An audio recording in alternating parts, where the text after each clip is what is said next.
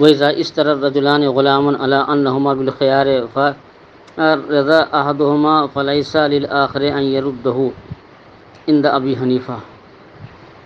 دو شخصوں نے ایک غلام خریدا مشترکہ طور پر، اور شرط یہ رکھی کہ دونوں کو خیار ہے،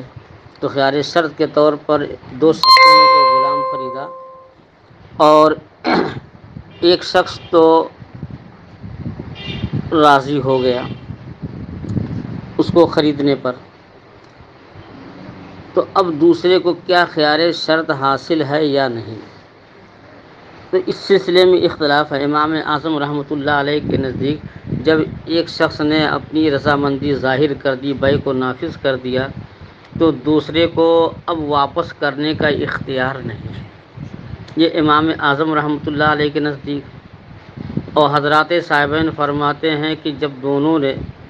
مشترکہ طور پر خریدا اور خریدتے وقت دونوں نے اپنے اپنے لیے خیار شرط جو ہے رکھ لیا تھا، تو دونوں کو جو ہے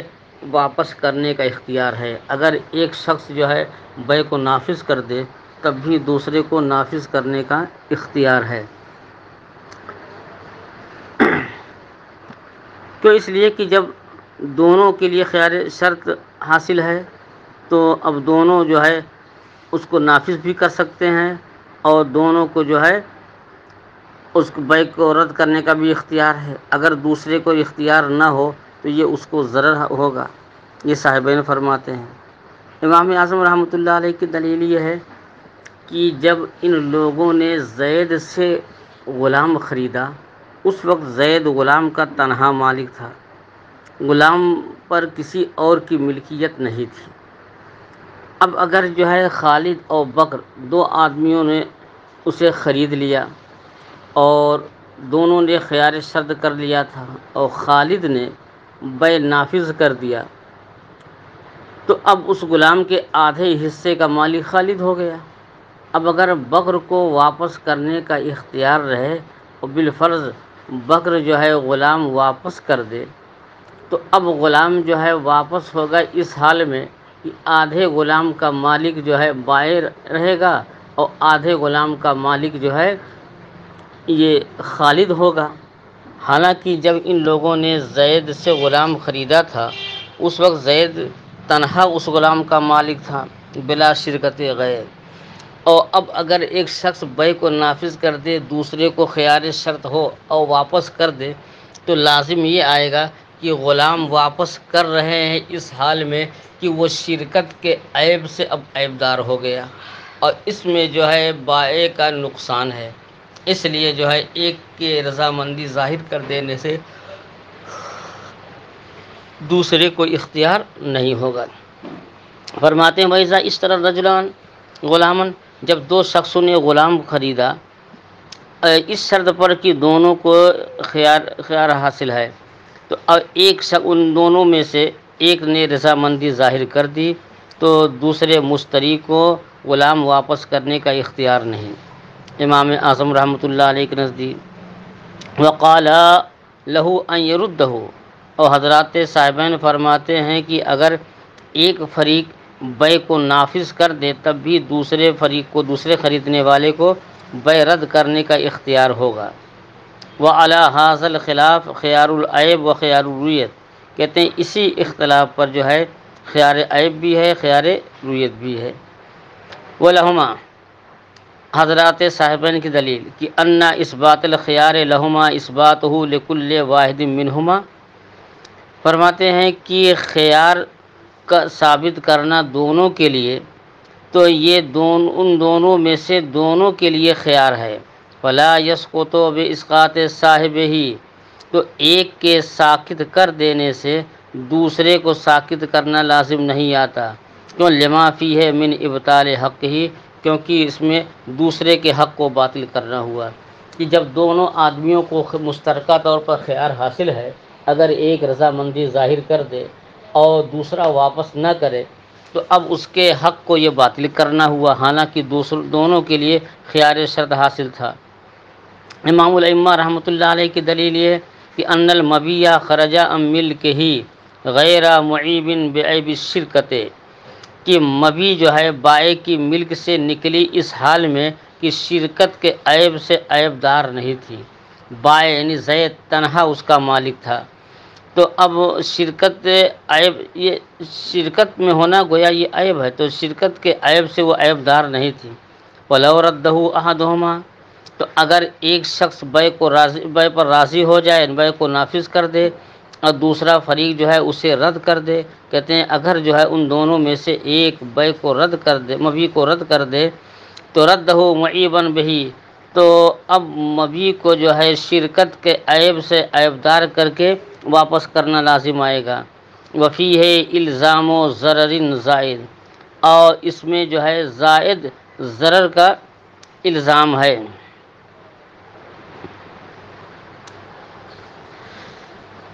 کیوں؟ اس لیے کہ اگر جو ہے واپس نہ کریں،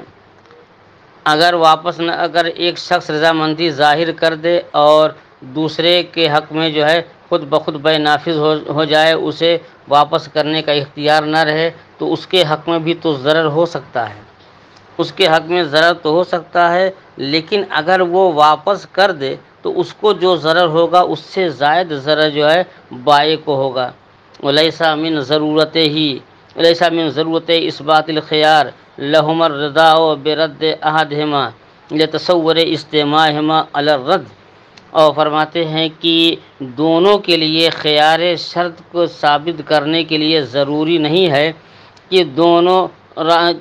دونوں راضی ہو جائیں۔ کیوں؟ اس لیے کہ ہو سکتا ہے کہ اس کا ممکن ہے کہ دونوں جو ہے ایک ساتھ بے کے نافذ کرنے پر بھی راضی ہو جائیں، اور ہو سکتا ہے کہ دونوں ایک ساتھ بے کے مبی کے واپس کرنے پر بھی راضی ہو جائیں، تو اسی لیے بے جائز تھی کہ ممکن ہے کہ دونوں ایک ساتھ بے کو نافذ کر دیں،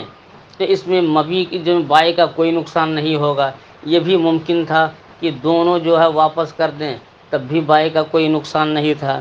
لیکن ایک راضی ہو جائے اور ایک جو ہے واپس کر دے، تو اس سلسلے میں بائع کا نقصان ہے۔ اس لیے جو ہے ایک کے راضی ہونے سے دوسرے کی رضا خود بخود پالی جائے گی اور دوسرے کے حق میں بے نافذ ہو جائے گی۔ امم باء عبدن علی انہ خباز او کاتب وکان بخلافہ فالمشتری بالخیار ان شاء اخذہ بجمیع الثمن وان شاء ترکہ۔ کسی شخص نے ایک غلام خریدا اور اس شرط کے ساتھ کہ وہ بائع نے کہا کہ یہ ہمارا غلام بہت اچھا جو ہے خباز ہے، مثلا کہا یہ وحید الرحمن جو ہے بہت اچھی روٹی پکا لیتے ہیں، تو ہمیں تو ایک باورچی کی ضرورت ہے، تو ہم نے جو ہے اسے روٹی پکانے کے لیے خریدا تھا، اور خریدنے کے بعد معلوم ہوا کہ وہ تو روٹی کھانے میں ماہر ہے، پکانے میں ماہر نہیں ہے، روٹی پکانا نہیں جانتا۔ یا باب الاختر کو ہم نے خریدا، اور خریدنے سے پہلے اس کے مالک نے جو ہے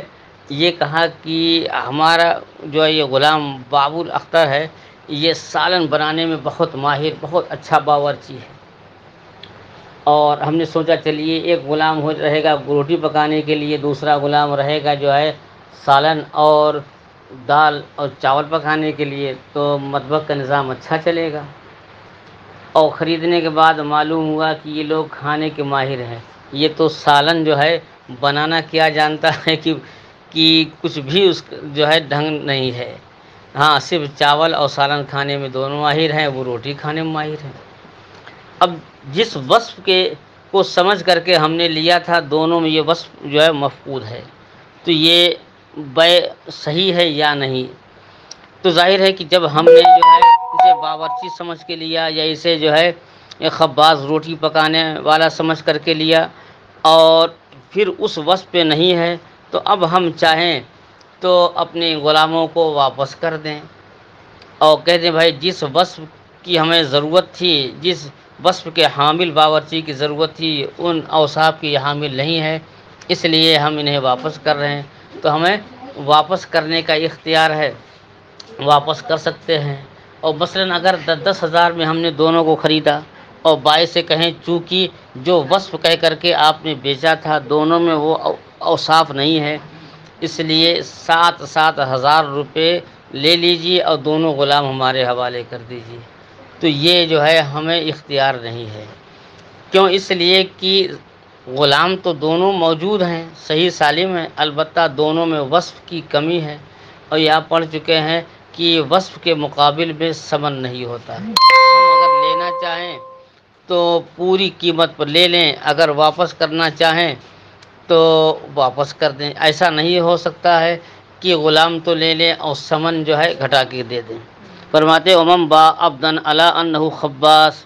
جس نے غلام بیچا اس شرط کے ساتھ کہ یہ روٹی پکانے والا ہے،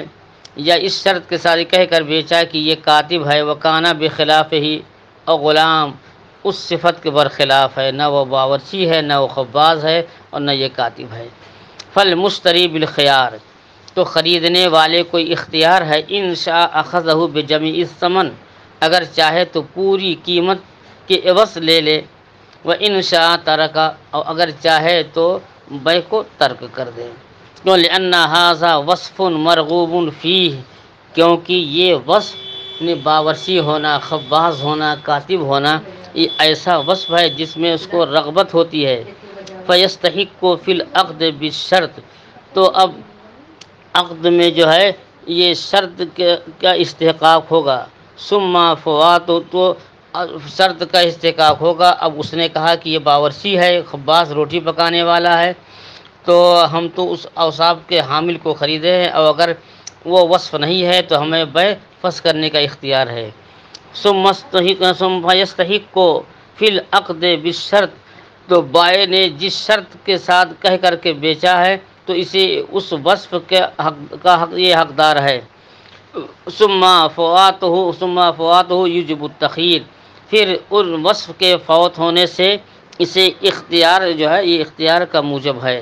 کہ لأنہ ما رضا بہ دونہ، کیونکہ جو ہے خریدنے والا اس وصف کے سوا مبیع پر راضی نہیں ہوگا، کیونکہ ہمیں باورچی کی ضرورت تھی اور واحد الرحمن روٹی نہیں پکا سکتا ہے، تو اب یہ وصف ہی نہیں تو ہم خرید کے کیا کریں گے، ہمیں تو خود خرید کر کے ان کو روٹی کھلانا پڑے گا۔ وَهَذَا يَرْجِعُ إِلَىٰ اخْتِلَافِ النَّوْعِ لِقِلَّةِ التَّفَاوُتِ فِي الْأَغْرَاضِ فَلَا يَفْسُدُ الْعَقْدُ بِعَدَمِهِ۔ اب ایک سوال مقدر کا جواب ہے کہ سوال یہ ہے کہ جب بائع نے جس وصف کو بتا کر کے جو ہے غلام بیچا ہے، اگر وہ وصف نہ ہو تو اب بیع فاسد ہونی چاہیے۔ مثلا جو ہے کسی نے کپڑا کہا کہ ایک تھان کپڑا تھا، اسے دوسرے کپڑے میں لپیٹ کر کے کہا کہ ایک تھان کپڑا ہم نے آپ کے ہاتھ فروخت کیا۔ اب وہ کپڑا نہیں تھا بلکہ جو ہے کاغذ لپیٹ کر کے جو ہے یا ٹاٹ لپیٹ کر کے جو ہے فروخت کر دیا، اور جب اس نے دیکھا کہ یہ تو کپڑا نہیں ہے، یہ تو اس میں ٹاٹ ہے، تو یہ ظاہر ہے کہ خریدا تھا کپڑا اور کپڑا کہہ کر کے بیچا لیکن یہ ٹاٹ ہے یا کاغذ ہے، تو یہ بیع فاسد ہے۔ تو جو چیز کہہ کر کے اس نے فروخت کیا تھا جب وہ نہیں ہے تو بیع فاسد ہونی چاہیے۔ اور یہاں جو ہے اس صورت میں کہہ رہے ہیں کہ بیع فاسد نہیں، بیع صحیح ہے، البتہ مشتری کو اختیار ہے، چاہے تو کل ثمن کے عوض لے لے اور چاہے تو ترک کر دے۔ کل ثمن کے عوض لے لے کیونکہ وہ تو مال ہی ہے، اور ترک کرنے کا اختیار اس لیے ہے کہ اس میں بائع جب مشتری کے حق کی رعایت ہے کہ مشتری نے باورچی سمجھ کے لیا، یہ باورچی نہیں ہے، تو اس لیے شریعت نے اس کو واپس کرنے کا اختیار دیا ہے۔ کہتے ہیں اور یہ اختلاف کی وَهَذَا يَرْجِعُ إِلَىٰ اخْتِلَافِ النَّوْعِ، اور یہ اختلاف مثلا کہ باورچی کہہ کر کے بیچا، باورچی نہیں تھا، تو یہ اختلاف نوع کے اختلاف کی طرح راجع ہے، لِقِلَّةِ التَّفَاوُتِ فِي الْأَغْرَاضِ، کیونکہ یہ اغراض میں جو زیادہ فرق نہیں ہے۔ مثلا ایک شخص جو ہے گوشت کھانے کے لیے بکرا خریدنا چاہتا تھا اور بائع نے جو ہے بکری بیچ دیا، کہا ہمارے پاس بہت اچھا بکرا ہے، اور بکرا کے عوض جو اس نے بکری بیچ دیا، حالانکہ خریدنے والے کا مقصد صرف گوشت کھانا ہے۔ تو ظاہر ہے کہ چاہے بکرے کا گوشت ہو یا بکری کا گوشت ہو، گوشت تو بس تھوڑا سا فرق ہے، اور اصل تو گوشت دونوں میں حاصل ہوگا، تو بس یہ قلت تفاوت کی وجہ سے جو ہے بے میں فساد نہیں ہوگا، البتہ مشتری کو اختیار ہوگا۔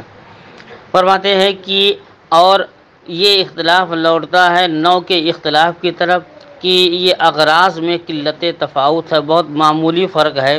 ولا یفسد العقد بعدمہ، تو اب ان وصف کے معدوم ہونے سے بہ فاسد نہیں ہوگی۔ بمنزلت وصف الذکورۃ والانوثۃ فی الحیوانات، کہ یہ جانوروں میں جو ہے ذکورت اور انوثت کے وصف کے فوت ہونے کی منزل میں ہے، کہ وہ خریدنا چاہ رہا تھا مذکر مگر اس نے بیچ دیا مؤنث، تو یہ بے تو صحیح ہے، البتہ اسے اختیار ہوگا۔ وہ سارا کفوات وصف سلامت،